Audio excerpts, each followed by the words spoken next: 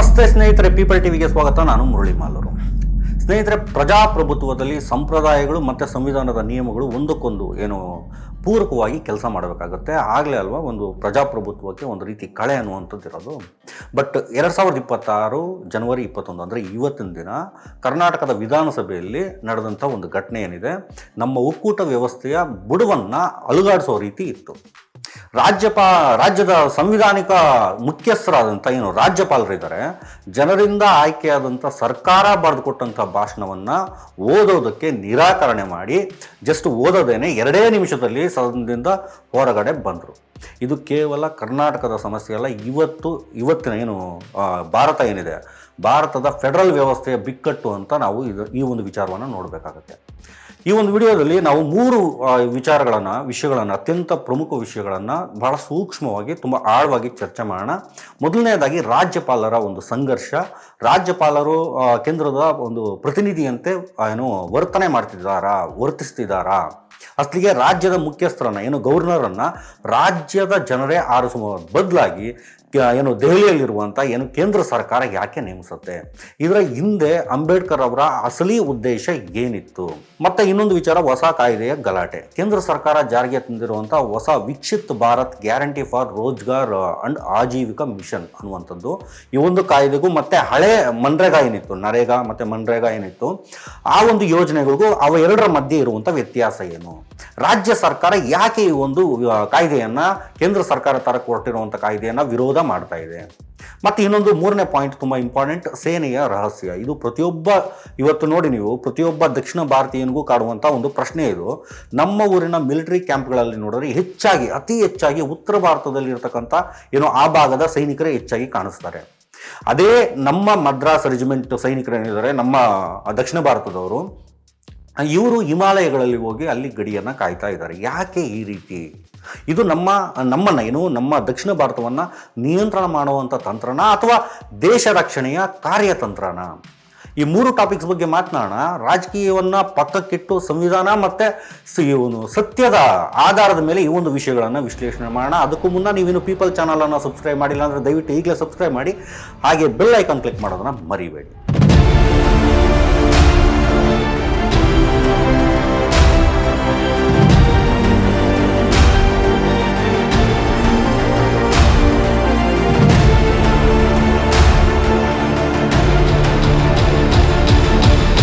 ಸ್ನೇಹಿತರೆ, ನಿನ್ನೆ ಆಗಿದ್ದೇನು? ಮೊದಲು ಈ ಒಂದು ಘಟನೆಯನ್ನು ಸ್ಪಷ್ಟವಾಗಿ ಅರ್ಥ ಮಾಡ್ಕೊಳ್ಳುವಂಥ ಪ್ರಯತ್ನ ಮಾಡೋಣ. 2026 ಜನವರಿ ಮೊದಲನೇ ತಿಂಗಳಲ್ಲಿ ಕರ್ನಾಟಕ ರಾಜ್ಯ ಸರ್ಕಾರ ಏನಿದೆ, ಒಂದು ವಿಶೇಷ ಅಧಿವೇಶನವನ್ನು ಕರೆದಿದ್ದಾರೆ. ಇದರ ಮುಖ್ಯ ಉದ್ದೇಶ ಏನಪ್ಪಾ ಅಂತಂದ್ರೆ, ಕೇಂದ್ರದ ಹೊಸ ನೀತಿಗಳನ್ನು, ವಿಶೇಷವಾಗಿ VBG ರಾಮ್ಜಿ ಅನ್ನುವಂಥ ಕಾಯ್ದೆಗಳನ್ನು ವಿರೋಧ ಮಾಡುವಂಥದ್ದು.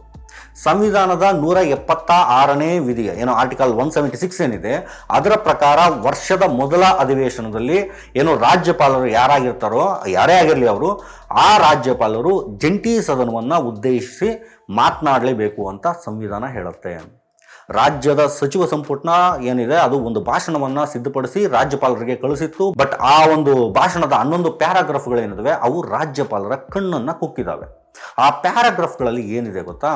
ಕೇಂದ್ರ ಸರ್ಕಾರವು ನರೇಗಾ ಯೋಜನೆಯನ್ನು ರದ್ದುಗೊಳಿಸಿ ಬಡವರ ವಿರೋಧಿ ನೀತಿಯನ್ನು ಅನುಸರಿಸ್ತಾ ಇದೆ. ರಾಜ್ಯಕ್ಕೆ ಬರಬೇಕಾದಂಥ ಅನುದಾನಗಳಲ್ಲಿ ತಾರತಮ್ಯ ಮಾಡಲಾಗ್ತಾ ಇದೆ. ಒಕ್ಕೂಟ ತತ್ವಕ್ಕೆ ವಿರುದ್ಧವಾಗಿ ಕೇಂದ್ರ ಸರ್ಕಾರ ನಡೆದುಕೊಳ್ತಾ ಇದೆ. ರಾಜ್ಯಪಾಲ ತಾವರ್ ಚಂದ್ ಗೆಹ್ಲೋಟ್ ಅವರು, ನಾನು ಕೇಂದ್ರ ಸರ್ಕಾರದ ಪ್ರತಿನಿಧಿ, ನನ್ನ ಬಾಯಲ್ಲೇ ಕೇಂದ್ರವನ್ನು ಬಯಸುವಂಥ ಕೆಲಸವನ್ನು ಮಾಡಬೇಡಿ, ಈ ಸಾಲಗಳನ್ನು ತೆಗೆದುಹಾಕಿ ಅಂತ ಸರ್ಕಾರಕ್ಕೆ ಸೂಚಿಸಿದ್ರು.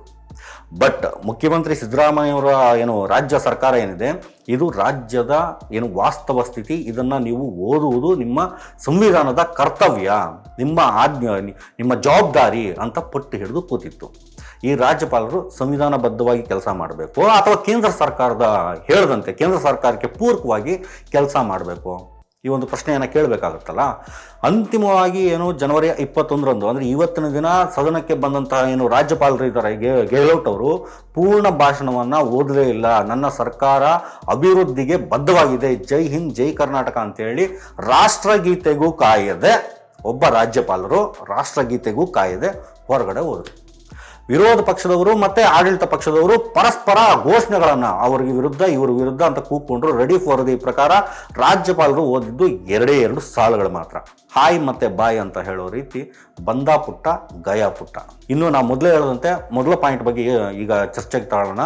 VBG ರಾಮ್ಜಿ ಏನು ಈ ಒಂದು ಕಾಯ್ದೆ, ಹಳೆ ಕಾಯ್ದೆಗೂ ಹೊಸದಕ್ಕೂ ಏನು ವ್ಯತ್ಯಾಸ ಇದೆ, ಈ ಒಂದು ನಡುವೆ ಇರ್ತಕ್ಕಂಥ ಡಿಫರೆನ್ಸ್ ಏನು, ಇಷ್ಟೆಲ್ಲ ರಾದ್ಧಾಂತಕ್ಕೆ ಕಾರಣವಾದಂಥ ಆ ಒಂದು ಹೊಸ ಕಾಯ್ದೆಯಲ್ಲಿ ಅಂಥದ್ದೇನಿದೆ ಸ್ನೇಹಿತರೆ. ಕೇಂದ್ರ ಸರ್ಕಾರ 2005 ಮಹಾತ್ಮ ಗಾಂಧಿ ಏನು ಉದ್ಯೋಗ ಖಾತರಿ ಕಾಯ್ದೆಯನ್ನು, ಆ ಒಂದು ಯೋಜನೆ ಏನಿತ್ತು ಅದನ್ನು ರದ್ದುಪಡಿಸಿ 2025ರಲ್ಲಿ ಹೊಸ ಕಾಯ್ದೆಯನ್ನು ತಂದಿದೆ. ಇದ್ರ ಬಗ್ಗೆ ತಮ್ಮೆಲ್ಲರಿಗೂ ಸಹ ಚರ್ಚೆಗಳಾಗಿದ್ದನ್ನು ನೋಡಿದ್ದೀರಿ ನೀವು. ಇದರಲ್ಲಾದಂಥ ಪ್ರಮುಖವಾದಂಥ ಒಂದಷ್ಟು ಬದಲಾವಣೆಗಳೇನಪ್ಪ ಅಂತ ನೋಡೋದಾದರೆ, ಮೊದಲ ಪಾಯಿಂಟ್ ಕೆಲಸದ ದಿನಗಳು. ಅವ್ರಿಗಿದ್ದಂಥ ಡೇಸ್ ಏನಿತ್ತು, ಹಳೆ ನರೇಗಾದಲ್ಲಿ 100 ದಿನಗಳ ಏನು ಉದ್ಯೋಗ ಖಾತ್ರಿ ಅನ್ನುವಂಥದ್ದಿತ್ತು. ಹೊಸ ಕಾಯ್ದೆಯಲ್ಲಿ ಈ ಒಂದು ದಿನಗಳ ಸಂಖ್ಯೆಯನ್ನು ಹೆಚ್ಚಿಗೆ ಮಾಡಿದ್ದಾರೆ. ಇದು ಆ್ಯಕ್ಚುಲಿ ಒಳ್ಳೆಯ ವಿಷಯನೇ. ಇದನ್ನು ಎಲ್ಲರೂ ಸಹ ಒಪ್ಕೊಳ್ಬೇಕು. ಮತ್ತು ಇದರಲ್ಲೇ ಇರ್ತಕ್ಕಂಥ ಇನ್ನೊಂದು ಪಾಯಿಂಟ್ ಏನಪ್ಪ ಅಂತಂದರೆ, ಹಣಕಾಸಿನ ಹೊರೆ, ಅಸಲಿ ಸಮಸ್ಯೆ ಅನ್ನುವಂಥದ್ದು ಏನಿದೆ ಅದು ಶುರುವಾಗೋದು ಇಲ್ಲಿ. ಹಳೆಯ ಯೋಜನೆಯಲ್ಲಿ ಕೂಲಿಯ ಹಣ ಏನಿದೆ, ಅವ್ರು ಕೊಡ್ತಾರ್ತಕ್ಕಂಥ ಕೂಲಿಯ ಹಣ ಏನಿದೆ ಅದನ್ನು ಸಂಪೂರ್ಣವಾಗಿ ಕೇಂದ್ರ ಸರ್ಕಾರ ಭರಿಸ್ತಾ ಇತ್ತು. ಬಟ್ ಈ ಒಂದು ಹೊಸ ಕಾಯ್ದೆಯನ್ನು ತಂದಿದ್ದಾರೆ. ಇದರ ಅಡಿಯಲ್ಲಿ ರಾಜ್ಯ ಸರ್ಕಾರಗಳೇನಿವೆ ಅವು 40% ಪಾಲನ್ನು ಈ ಒಂದು ಕೂಲಿ ಕೊಡೋ ವಿಚಾರದಲ್ಲಿ ಭರಿಸಬೇಕಾಗತ್ತೆ. ಈ ಒಂದು ಪ್ರಸ್ತಾಪ ಈ ಒಂದು ವರದಿಗಳಲ್ಲಿ ಇದೆ ಅಂತ ಏನು ವರದಿಗಳು ಹೇಳ್ತವೆ. ಈಗಾಗಲೇ GST ಪಾಲೇನಿದೆ ನಮಗೆ ಸಿಗ್ತಿರೋದೇ ಹೆಚ್ಚು ಕಡಿಮೆ ಅಂದರೆ 14% ಕೆಳಗೆ. ಇದರ ಮಧ್ಯೆ ಇದನ್ನೂ ರಾಜ್ಯ ಸರ್ಕಾರವೇ ನೋಡ್ಕೊಳ್ಬೇಕು ಅಂತಂದರೆ ಏನರ್ಥ? ಇನ್ನೆಷ್ಟು ಹೊರೆಯನ್ನು ನೀವು ರಾಜ್ಯಗಳ ಮೇಲೆ ಹೊರಿಸ್ತಾ ಇದ್ದೀರಿ. ಮತ್ತೊಂದು ಪಾಯಿಂಟ್ ಇದರಲ್ಲೇ ನೋಡೋದಾದರೆ ಕೇಂದ್ರೀಕರಣ, ಏನು ಸೆಂಟ್ರಲೈಸೇಷನ್ ಅಂತ. ನರೇಗಾದಲ್ಲಿ ಗ್ರಾಮ ಪಂಚಾಯಿತಿಗಳಿಗೆ ಒಂದು ರೀತಿ ಅಧಿಕಾರ ಅನ್ನುವಂಥದ್ದಿತ್ತು. ಬಟ್ ಹೊಸ ಕಾಯ್ದೆಯಲ್ಲಿ ಏನಿದೆ, ಸ್ಟೀರಿಂಗ್ ಕಮಿಟಿ ಅನ್ನುವಂಥದ್ರ ಮೂಲಕ ದೆಹಲಿಯಿಂದಲೇ ನೇರವಾಗಿ ನಿಯಂತ್ರಣ ಈ ಎಲ್ಲ ಕೆಲಸಗಾರರ ಮೇಲೆ ಇರುತ್ತೆ, ಈ ಎಲ್ಲ ಕೆಲಸಗಳ ಮೇಲೆ ಇರುತ್ತೆ. ಬಯೋಮೆಟ್ರಿಕ್ ಮತ್ತು ಜಿಯೋ ಟ್ಯಾಗಿಂಗ್ ಕಡ್ಡಾಯವಾಗಿ ಇವ್ರಿಗೆ ಮಾಡಿಟ್ಟಿದ್ದಾರೆ. ಇದು ಗ್ರಾಮೀಣಾಭಿವೃದ್ಧಿಯಲ್ಲಿ ಏನು ರಾಜ್ಯದ ಹಕ್ಕನ್ನು ಕಸಿದುಕೊಳ್ಳುವಂಥ ತಂತ್ರ ಅಂತೇಳಿ ರಾಜ್ಯ ಸರ್ಕಾರ ಈಗ ಆರೋಪ ಮಾಡ್ತಾ ಇದೆ. ಹಾಗಾಗಿ ರಾಜ್ಯ ಸರ್ಕಾರ ಈ ಒಂದು ವಿಷಯಗಳನ್ನು ರಾಜ್ಯಪಾಲರ ಬಾಯಲ್ಲಿ ಇಳಿಸೋಕೆ ಅವರೊಂದು ಪ್ಲ್ಯಾನನ್ನು ಮಾಡಿದರು. ಅವರು ಆ್ಯಕ್ಚುಲಿ ಅದು ಸತ್ಯ ಕೂಡ, ಅವರು ಮಾತಾಡಲೇಬೇಕಾಗತ್ತೆ. ಬಟ್ ರಾಜ್ಯಪಾಲರು ನೋ ಅಂತೇಳಿ ಹೊರಗಡೆ ಬಂದರು. ಇದು ಈಗ ಕೇಂದ್ರ ಮತ್ತು ರಾಜ್ಯ ಈ ಒಂದು ಸರ್ಕಾರಗಳ ಜಟಾಪಟಿಯಾಗಿ ಈ ಒಂದು ವಿಷಯ ಬಂದು ಕೂತಿದೆ. ಇದೆಲ್ಲದರ ಮಧ್ಯೆ ಇವತ್ತಿನ ಅಧಿವೇಶನ ಶುರುವಾಗೋಷ್ಟ್ರ ಜೊತೆಗೆ ಆಡಳಿತ ಪಕ್ಷ ಮತ್ತು ವಿರೋಧ ಪಕ್ಷಗಳ ಜಿಂಗಿ ಕುಸ್ತಿ ಏನು ಶುರುವಾಯಿತು ಅದನ್ನು ಜನ ನೋಡ್ತಾ ಇದ್ದಾರೆ. ತೊಡೆ ತಟ್ಟೋದು ಒಂದು ಬಾಕಿ ಇತ್ತು ಇವತ್ತಿನ ವಿಧಾನಸಭೆ ಒಳಗಡೆ. ಇನ್ನೊಂದು ವಿಷಯ ಇದೆ, ಇದೇ ಅಧಿವೇಶನದಲ್ಲಿ ವೋಟ್ ಚೋರಿ ಬಗ್ಗೆ ಕೂಡ ಚರ್ಚೆ ಆಗಬೇಕಾಗಿತ್ತು. ಬಟ್ ರಾಜ್ಯ ಸರ್ಕಾರ ಅದ್ಯಾಕೋ ಇದ್ರ ಬಗ್ಗೆ ಒಂದು ರೀತಿ ನಿರಾಸಕ್ತಿಯನ್ನು ತೋರಿಸ್ತಾ ಇದೆ. ಪಾಪ ಆ ರಾಹುಲ್ ಗಾಂಧಿ ಒಬ್ಬರೇ ಬಾಯಿ ಬಡ್ಕೊಂಡು ಇಡೀ ದೇಶ ಪೂರ್ತಿ ಓಡಾಡ್ತಾ ಇದ್ದಾರೆ. ಎತ್ತು ಏರಿಗೆ ಹೇಳಿದ್ರೆ ಏನು ಕೋಣ ನೀರಿಗೆ ಎಳಿತು ಅಂತಾರಲ್ವಾ, ಆ ರೀತಿ ಆಯಿತು. ತುಂಬ ಇಂಪಾರ್ಟೆಂಟ್ ಇರುವಂಥ ವೋಟ್ ಚೋರಿ ವಿಷಯನ ಇಟ್ಕೊಂಡಿದ್ದಿದ್ರೆ ಈ ಒಂದು ಅಧಿವೇಶನ ಏನಿತ್ತು ಅದು ಇನ್ನೂ ಅಷ್ಟು ಇಂಟ್ರೆಸ್ಟಿಂಗ್ ಆಗಿ ಇರ್ತಾ ಇತ್ತು ಅಂತ ಒಂದಷ್ಟು ಜನರ ಅಭಿಪ್ರಾಯ, ನಮ್ಮದು ಸಹ ಅಭಿಪ್ರಾಯ. ಇನ್ನು ಎರಡನೇ ವಿಷಯ ಮಾತಾಡೋದಾದರೆ, ಏನು ರಾಜ್ಯಪಾಲರನ್ನು ಕೇಂದ್ರ ಸರ್ಕಾರವೇ ಯಾಕೆ ನೇಮಿಸುತ್ತೆ? ಸ್ನೇಹಿತರೆ, ಇಲ್ಲಿ ಒಂದು ಮೂಲಭೂತವಾದಂಥ ಪ್ರಶ್ನೆ ಹೇಳುತ್ತೆ. ಮುಖ್ಯಮಂತ್ರಿಯನ್ನ CM ಯಾರು ಇರ್ತಾರೋ ಅವರನ್ನು ವೋಟ್ ಹಾಕಿ ನಾವು ಗೆಲ್ಲಿಸ್ತೀವಿ. ಬಟ್ ಅವರ ತಲೆ ಮೇಲೆ ಕೂತ್ಕೊಳ್ಳುವಂಥ ರಾಜ್ಯಪಾಲರನ್ನು ದೆಹಲಿಯಿಂದ ಕೇಂದ್ರ ಸರ್ಕಾರ ಯಾಕೆ ಕಳಿಸುತ್ತೆ? ಅಮೇರಿಕಾದಂತೆ ನಾವು ಯಾಕೆ ರಾಜ್ಯಪಾಲರನ್ನು ನೇರವಾಗಿ ಚುನಾವಣೆಯ ಮೂಲಕ ಆರಿಸಿ ಕಳಿಸೋದಕ್ಕೆ ಸಾಧ್ಯ ಆಗ್ತಿಲ್ಲ? ನಮ್ಮ ಸಂವಿಧಾನದ ರಚನಾ ಸಭೆಯಲ್ಲಿ ಈ ಬಗ್ಗೆ ದೊಡ್ಡ ಚರ್ಚೆನೇ ನಡೆದಿತ್ತು. ಡಾಕ್ಟರ್ BR ಅಂಬೇಡ್ಕರ್ ಅವರು ಮತ್ತು ಜವಾಹರಲಾಲ್ ನೆಹರು ಅವರವರು ಚುನಾಯಿತ ರಾಜ್ಯಪಾಲರ ಬದಲು ನೇಮಕಗೊಂಡಂತಹ ರಾಜ್ಯಪಾಲರ ಪರವಾಗಿ ವಾದಿಸೋದಕ್ಕೆ 3 ಪ್ರಮುಖವಾದ ಕಾರಣಗಳನ್ನು ಇವರು ಇಟ್ಕೊಳ್ತಾರೆ. ಮೊದಲನೇ ಪಾಯಿಂಟ್ ಏನಪ್ಪ ಅಂದರೆ ಅಧಿಕಾರ ಸಂಘರ್ಷ, ಕಾನ್ಫ್ಲಿಕ್ಟ್ ಆಫ್ ಪವರ್ ಅಂತ ಏನು ಕರಿತೀವಿ. ಒಂದು ವೇಳೆ ರಾಜ್ಯಪಾಲರನ್ನೂ ಸಹ ಜನರೇ ಏನಾದರೂ ನೇರವಾಗಿ ಆಯ್ಕೆ ಮಾಡಿ ಕಳಿಸಿದ್ರೆ ರಾಜ್ಯದಲ್ಲಿ 2 ಜನಪ್ರಿಯ ನಾಯಕರು ಇರ್ತಾರೆ, CM ಮತ್ತು ಗವರ್ನರ್. ಆಗ ರಾಜ್ಯಪಾಲರು ನನಗೂ ಸಹ ಜನಾದೇಶ ಅನ್ನುವಂಥದ್ದಿದೆ, ನಾನು ಯಾಕೆ ಮುಖ್ಯಮಂತ್ರಿಗಳವ್ರ ಮಾತನ್ನು ಕೇಳಲಿ ಅಂತ ಜಗಳವನ್ನು ತೆಗಿಬೋದು. ಇದರಿಂದ ಆಡಳಿತ ವ್ಯವಸ್ಥೆ ಏನಿದೆ ಅದು ಕುಸಿದು ಬೀಳುವಂಥ ಸಾಧ್ಯತೆ ಇರ್ತದೆ. ಹಾಗಾಗಿ ರಾಜ್ಯಪಾಲರು ಕೇವಲ ಸಂವಿಧಾನಿಕ ಮುಖ್ಯಸ್ಥರಾಗಿ ಉಳ್ಕೊಳ್ಳಿ, ಅಧಿಕಾರ CM ಹತ್ರ ಇರಲಿ ಅಂತ ನಿರ್ಧಾರ ಮಾಡ್ತಾರೆ ಈ ಒಂದು ಮೀಟಿಂಗಲ್ಲಿ, ಈ ಒಂದು ಸಭೆಯಲ್ಲಿ. ಮತ್ತು ಇನ್ನೊಂದು ಪಾಯಿಂಟ್ ರಾಷ್ಟ್ರೀಯ ಏಕತೆ, ನ್ಯಾಷನಲ್ ಯೂನಿಟಿ ಅನ್ನುವಂಥದ್ದು. 1997ರಲ್ಲಿ ದೇಶ ಏನು ವಿಭಜನೆ ಆಗಿತ್ತು, ಇಲ್ಲಿ ರಾಜ್ಯಗಳು ತಾವೇ ಸ್ವತಂತ್ರ ದೇಶ ಅಂತ ಘೋಷಿಸ್ಕೊಂಡು ಬಿಡುತ್ತೋ ಅನ್ನುವಂಥ ಭಯ ಕೂಡ ಇತ್ತು ಆಗಿದ್ದಂಥ ಜನಕ್ಕೆ. ಹಾಗಾಗಿ ರಾಜ್ಯಗಳ ಮೇಲೆ ಕಣ್ಣಿಡುವಂಥ ಒಂದು ಕೆಲಸ ಮಾಡೋದಕ್ಕೆ, ಅಲ್ಲಿ ಸಂವಿಧಾನ ಸರಿಯಾಗಿ ಕೆಲಸ ಮಾಡ್ತಿದೆಯಾ, ಪಾಲನೆ ಆಗ್ತಿದೆಯಾ ಅಂತ ನೋಡೋದಕ್ಕೆ ಕೇಂದ್ರಕ್ಕೆ ತನ್ನದೇ ಆದಂಥ ಒಬ್ಬ ವ್ಯಕ್ತಿ ಬೇಕಾಗಿತ್ತು, ಅವರೇ ರಾಜ್ಯಪಾಲರು. ಅವರು ಕೇಂದ್ರ ಮತ್ತು ರಾಜ್ಯದ ನಡುವೆ ಒಂದು ರೀತಿ ಜಾಯಿಂಟ್, ಒಂದು ರೀತಿ ಕೊಂಡಿ ರೀತಿ ಇರಬೇಕು. ಮತ್ತು ಇನ್ನೊಂದು ಪಾಯಿಂಟು ಇದರಲ್ಲೇ ನೋಡೋದಾದರೆ ತಟಸ್ಥತೆ. ರಾಜ್ಯಪಾಲರು ಯಾವುದೇ ಕಾರಣಕ್ಕೂ ರಾಜಕೀಯದಿಂದ ಹೊರಗಡೆ ಇರಬೇಕಾಗತ್ತೆ. ಯಾವುದೇ ರಾಜ್ಯದ ರಾಜ್ಯಪಾಲರಾದರೂ ಕೂಡ ಅವರು ರಾಜ್ಯದ ರಾಜಕೀಯದಲ್ಲಿ ಯಾವುದೇ ಕಾರಣಕ್ಕೂ ಭಾಗಿಯಾಗಬಾರ್ದು ಅನ್ನುವಂಥ ಉದ್ದೇಶ ಇತ್ತು. ಸಂವಿಧಾನದ 155ನೇ ವಿಧಿ ಏನು ಆರ್ಟಿಕಲ್ 155 ಪ್ರಕಾರ ರಾಷ್ಟ್ರಪತಿಗಳು ಅಂದರೆ ಕೇಂದ್ರ ಸಚಿವ ಸಂಪುಟದ ಏನು ಸಲಹೆ ಕೊಡುತ್ತೆ, ಏನು ಈ ಒಂದು ರಾಜ್ಯಪಾಲರನ್ನು ಮಾಡ್ತಾರೆ. ಆದರೆ ದುರದೃಷ್ಟವಶಾತ್ ಏನಪ್ಪ ಅಂತಂದರೆ ಸಂವಿಧಾನದ ಆಶಯವಾಗಿದ್ದಂತಹ ಏನು ತಟಸ್ಥಕೊಂಡಿ ಇವತ್ತು ಕೇಂದ್ರದ ಏಜೆಂಟಾಗಿ ಬದಲಾಗಿದೆ ಅನ್ನುವಂಥ ಆರೋಪಗಳು ಬಹಳಷ್ಟು ಬಲವಾಗಿ ಕೇಳಿಬರ್ತಾ ಇರ್ತಕ್ಕಂಥದ್ದು. ಅದಕ್ಕೆ ಸಾಕ್ಷಿ ಅನ್ನೋ ರೀತಿ ಇವತ್ತಿನ ರಾಜ್ಯಪಾಲ ಗೆಹ್ಲೋಟ್ ಅವರ ನಡೆ ಕೂಡ ಇತ್ತು ಅನ್ನೋದೊಂದನ್ನು ನಾವು ಗಮನಿಸಬೇಕಾಗುತ್ತೆ. ಇನ್ನು ಮೂರನೇ ಪಾಯಿಂಟ್ ಏನಪ್ಪ ಅಂದರೆ ಕಾನೂನು ಏನು ಹೇಳುತ್ತೆ, ಸುಪ್ರೀಂ ಕೋರ್ಟ್ ತೀರ್ಪುಗಳು ಏನೇನು ಇತ್ತು. ರಾಜ್ಯಪಾಲರು ಭಾಷಣ ಓದಲ್ಲ ಅಂತ ಹೇಳ್ಬೋದಾ? ಇದಕ್ಕೆ ಕಾನೂನಿನಲ್ಲಿ ಉತ್ತರ ಏನಪ್ಪ ಅಂತಂದರೆ ಖಂಡಿತವಾಗ್ಲೂ ನೋ, ಇಲ್ಲ ಅಂತಲೇ ಹೇಳುತ್ತೆ. ಸಂವಿಧಾನ 176ನೇ ವಿಧಿ ಆರ್ಟಿಕಲ್ 176 ಪ್ರಕಾರ ಇದು ಏನು ಈ ಒಂದು ಆರ್ಟಿಕಲ್ ಹೇಳುತ್ತೆ, ರಾಜ್ಯಪಾಲರು ಮೊದಲ ಅಧಿವೇಶನವನ್ನು ಉದ್ದೇಶಿಸಿ ಮಾತನಾಡಲೇಬೇಕು. ಇಲ್ಲಿ ರಾಜ್ಯಪಾಲರಿಗೆ ಆಯ್ಕೆಯ ಸ್ವಾತಂತ್ರ್ಯ ಅನ್ನುವಂಥದ್ದಿಲ್ಲ. ಮತ್ತೆ ಸಂವಿಧಾನದ 163ನೇ ವಿಧಿ ಪ್ರಕಾರ ಆರ್ಟಿಕಲ್ 163 ಪ್ರಕಾರ ರಾಜ್ಯಪಾಲರು ಮಂತ್ರಿಮಂಡಲದ ಸಲಹೆ ಮತ್ತು ಸಹಕಾರದ ಮೇರೆಗೆ ಏಡ್ ಅಂಡ್ ಅಡ್ವೈಸ್ ಅವುಗಳ ಜೊತೆಯಲ್ಲಿ ಕೆಲಸ ಮಾಡಬೇಕಾಗತ್ತೆ. ಅವರಿಗೆ ಸ್ವಂತ ನಿರ್ಧಾರ ತೆಗೆದುಕೊಳ್ಳುವಂಥ ಅವಕಾಶಗಳೇನಿದೆ, ಅಧಿಕಾರ ಏನಿದೆ ಅದು ಬಹಳ ಸೀಮಿತವಾಗಿರುತ್ತೆ. ಸುಪ್ರೀಂ ಕೋರ್ಟ್ ತೀರ್ಪುಗಳೇನೇನು ಬಂದಿದೆ ಗೊತ್ತಾ? ಶಮ್ಶೇರ್ ಸಿಂಗ್ ವಿರುದ್ಧ ಪಂಜಾಬ್ ರಾಜ್ಯ 1974ರಲ್ಲಿ ಒಂದು ತೀರ್ಪು ಬರುತ್ತೆ. 7 ಜನ ನ್ಯಾಯಾಧೀಶರ ಪೀಠ ಏನಿದೆ ಅದು ಸ್ಪಷ್ಟವಾಗಿ ಹೇಳುತ್ತೆ, ಇಲ್ಲಿ ಭಾರತದಲ್ಲಿ ರಾಷ್ಟ್ರಪತಿ ಮತ್ತು ರಾಜ್ಯಪಾಲರು ಬ್ರಿಟಿಷ್ ರಾಣಿಯಂತೆ ಕೇವಲ ಸಾಂವಿಧಾನಿಕ ಮುಖ್ಯಸ್ಥರು. ಅವರು ಚುನಾಯಿತ ಸರ್ಕಾರದ ಮಾತನ್ನು ಕೇಳಲೇಬೇಕಾಗತ್ತೆ. ಭಾಷಣದ ವಿಷಯವನ್ನು ತಿದ್ದುವಂತಹ ಅಥವಾ ನಿರಾಕರಿಸುವಂತಹ ಅಧಿಕಾರ ಇವರಿಗೆ ಇಲ್ಲ ಅಂತ ಹೇಳುತ್ತೆ. ಮತ್ತೆ ಇನ್ನೊಂದು ತಮಿಳುನಾಡು ಪ್ರಕರಣ, ಇದ್ರ ಬಗ್ಗೆ ಎಲ್ಲರೂ ಸಹ ಮಾತನಾಡಿದ್ದೀರಿ. ಇತ್ತೀಚೆಗೆ ತಮಿಳುನಾಡು ರಾಜ್ಯಪಾಲ RN ರವಿ ಅನ್ನುವಂಥವರು ಭಾಷಣ ಮಾಡದೆ ಹೊರಗಡೆ ಹೋದಾಗ ಸುಪ್ರೀಂ ಕೋರ್ಟ್ ಮುಖ್ಯ ನ್ಯಾಯಮೂರ್ತಿಯಾದಂಥ DY ಚಂದ್ರಚೂಡ್ ಅನ್ನುವಂಥವರ ನೇತೃತ್ವದ ಪೀಠ ಏನು ಹೇಳುತ್ತೆ, ರಾಜ್ಯಪಾಲರು ಸಂಸದೀಯ ಪ್ರಕ್ರಿಯೆಗಳನ್ನು ಹಳಿ ತಪ್ಪಿಸುವಂತೆ ಇಲ್ಲ ಅಂತ ಎಚ್ಚರಿಕೆಯನ್ನು ಕೊಟ್ಟಿದ್ರು. ದಿ ಹಿಂದೂ ವರದಿ ಪ್ರಕಾರ ರಾಜ್ಯಪಾಲರ ನಡೆ ಸಂವಿಧಾನದ ಆಶಯಕ್ಕೆ ವಿರುದ್ಧವಾಗಿರೋದು ಅನ್ನುವಂಥದ್ದನ್ನು ಅವರು ವರದಿ ಮಾಡಿದ್ದಾರೆ. ಹಾಗಾಗಿ ಕರ್ನಾಟಕದಲ್ಲಿ ಏನು ರಾಜ್ಯಪಾಲರಾದಂಥ ಏನು ಗೆಹ್ಲೋಟ್ ಅವರು ಭಾಷಣವನ್ನು ಮೊಟಕುಗೊಳಿಸಿದ್ದು ಕಾನೂನಿನ ದೃಷ್ಟಿಯಲ್ಲಿ ತಪ್ಪು ಅನ್ನುವಂಥದ್ದು ತಜ್ಞರ ಅಭಿಪ್ರಾಯ. ಇದನ್ನೇ ಕೂಡ ಕೋರ್ಟ್ಗಳು ಕೂಡ ಹೇಳ್ಕೊಂಡು ಬಂದಿರುವಂಥದ್ದು. ಮತ್ತು ಮೂರನೇ ಪಾಯಿಂಟ್ ನಾವು ಮೊದಲೇ ಹೇಳಿದಾಗೆ ಭಾರತೀಯ ಸೇನೆಯ ನಿಯೋಜನೆ ಅನ್ನುವಂಥದ್ದು. ದಕ್ಷಿಣದಲ್ಲಿ ಉತ್ತರದ ಸೈನಿಕರು ಇರುವಂಥದ್ದು ಯಾಕೆ, ಇದರ ರಹಸ್ಯ ಏನು? ಈಗ ನಾವು ರಾಜಕೀಯದಿಂದ ರಕ್ಷಣಾ ವಲಯಕ್ಕೆ ಬಂದು ನಾವು ಮಾತನಾಡಬೇಕಾಗತ್ತೆ. ಈ ಒಂದು ಪಾಯಿಂಟಲ್ಲಿ ಹಲವಾರು ವೀಕ್ಷಕರು ಕೇಳುವಂಥ ಪ್ರಶ್ನೆ ಏನಪ್ಪ ಅಂತಂದರೆ, ನಮ್ಮ ದಕ್ಷಿಣ ಭಾರತದ ಸೇನೆ ನೆಲೆಗಳಲ್ಲಿ ಏನು ಬೆಂಗಳೂರು ಆಗಿರ್ಬೋದು, ಸಿಕಿಂದ್ರಾಬಾದ್ ಆಗಿರ್ಬೋದು, ಚೆನ್ನೈ ಆಗಿರ್ಬೋದು, ಇಲ್ಲೆಲ್ಲ ನೀವು ನೋಡಿದ್ರೆ ಬರೀ ಹಿಂದಿ ಮಾತನಾಡುವಂತಹ ಉತ್ತರ ಭಾರತದ ಸೈನಿಕರೇ ಇರ್ತಾರೆ. ನಮ್ಮ ಹುಡುಗರು ಎಲ್ಲಿಗೆ ಹೋದರು? ಇದರ ಹಿಂದೆ ಪ್ರತ್ಯೇಕತೆಯನ್ನು ಹತ್ತಿಕ್ಕುವಂಥ ತಂತ್ರ ಇದೆಯಾ? ಉತ್ತರ ಏನಪ್ಪ ಅಂದರೆ ಇಲ್ಲ. ಇದರ ಹಿಂದೆ ಒಂದು ಬಲವಾದ ವೈಜ್ಞಾನಿಕ ಮತ್ತು ಮಾನಸಿಕವಾದಂಥ ಒಂದು ಕಾರಣಗಳಿದ್ದಾವೆ. ಅದನ್ನೇ ಫೀಲ್ಡ್ ಮತ್ತು ಪೀಸ್ ಟೆನ್ಯೂರ್ ಅಂತ ಕರಿತೀವಿ.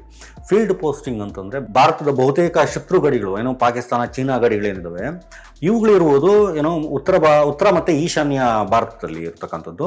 ಅಲ್ಲಿ ನಮ್ಮ ಸೈನಿಕರು -30 ಡಿಗ್ರಿ ಚಳಿಯಲ್ಲಿ ತಮ್ಮ ಪ್ರಾಣವನ್ನು ಪಣಕ್ಕಿಟ್ಟು ಕಾಯ್ತಾ ಇರ್ತಾರೆ. ಇದನ್ನು ಫೀಲ್ಡ್ ಏರಿಯಾ ಅಂತ ಕರಿತೀವಿ. ಮತ್ತು ಪೀಸ್ ಪೋಸ್ಟಿಂಗ್ ಅಂತ ಇಲ್ಲಿ ಒಂದು ಪಾಯಿಂಟ್ ಬರುತ್ತೆ.